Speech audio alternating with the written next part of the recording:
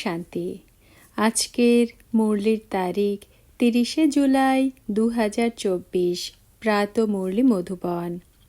মিষ্টি বাচ্চারা, দুঃখ মোচনকারী সুখদাতা হলেন একমাত্র বাবা। তিনি তোমাদের সকল দুঃখ দূর করে দেন। কোনো মানুষ কারোর দুঃখ দূর করতে পারে না। প্রশ্ন: বিশ্বের অশান্তির কারণ কি? কিভাবে শান্তি স্থাপন হবে? উত্তর: বিশ্বের অশান্তির কারণ হল অনেক অনেক ধর্ম। কলিযুগের অন্তে যখন বিভিন্নতা এসেছে তখন থেকেই অশান্তি রয়েছে। বাবা এসে এক সত্য ধর্মের স্থাপনা করেন। সেখানে শান্তি স্বতঃস্ফূর্ত। তোমরা বুঝতে পারো যে এই লক্ষ্মী নারায়ণের রাজ্যে শান্তি ছিল, পবিত্র ধর্ম, পবিত্র কর্ম ছিল। কল্যাণকারী বাবা আবারও সেই নতুন দুনিয়া তৈরি করছেন। সেখানে অশান্তির নাম নেই।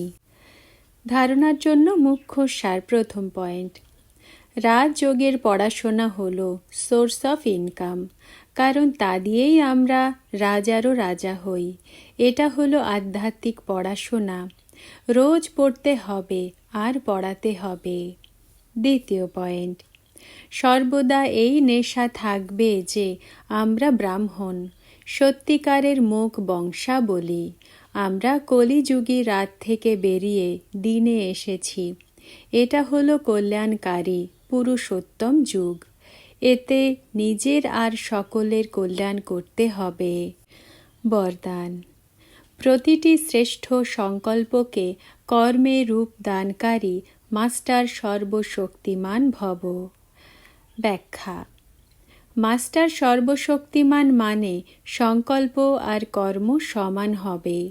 যদি সংকল্প অত্যন্ত শ্রেষ্ঠ হয় আর কর্ম সংকল্প অনুসারে না হয়, তাহলে তাকে মাস্টার সর্বশক্তিমান বলা হবে না।